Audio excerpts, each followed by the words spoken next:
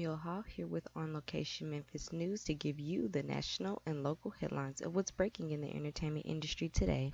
As protesters over the death of George Floyd and police brutality continued to swell throughout America over the weekend, social media was flooded with memes and references to Spike Lee's continually relevant 1989 film, Do the Right Thing. And now that the director has made the connection between the past and the present explicit with his new short film, Three Brothers. Premiering on Don Lemon-hosted CNN special I Can't Breathe, Black Men Living and Dying in America, and later posted on Lee's official Instagram and Twitter accounts, the minute-and-a-half long video intercuts a pivotal scene from Do the Right Thing, the death of Radio Raheem, Bill Nunn, at the hands of NYPD officers, with footage from the deaths of Floyd and Eric Garner. What we're seeing today is not new, Lee told Lemon. We've seen this again and again and again. The video acknowledges that destructive cycle, opening with the text, "Will history stop repeating itself?" before juxtaposing all too similar scenes of police violence committed against Raheem, played by Bill Nunn, who died in 2016, in 1989, Garner in 2014, and Floyd in 2020.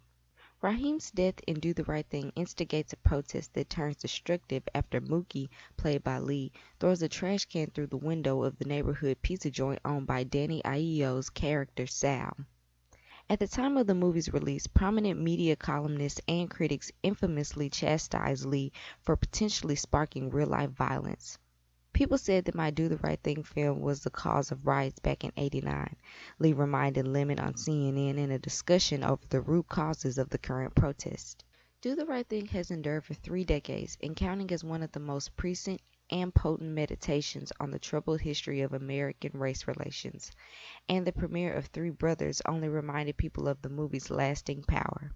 The video also recalls the final moments of his Oscar-winning 2018 film BlacKkKlansman, which ended with a montage connecting the film's story to the Charlottesville riots in 2017 and the death of activist Heather Heyer.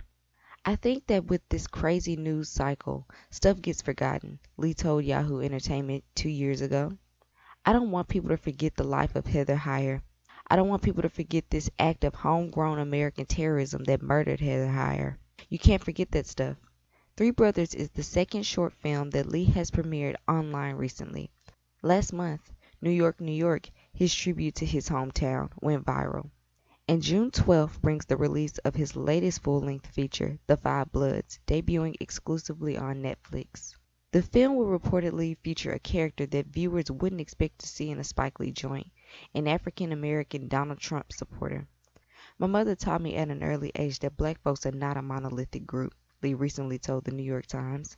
"In order to make the story dramatic, I said, what would be the most extreme thing we could do with one of the characters?"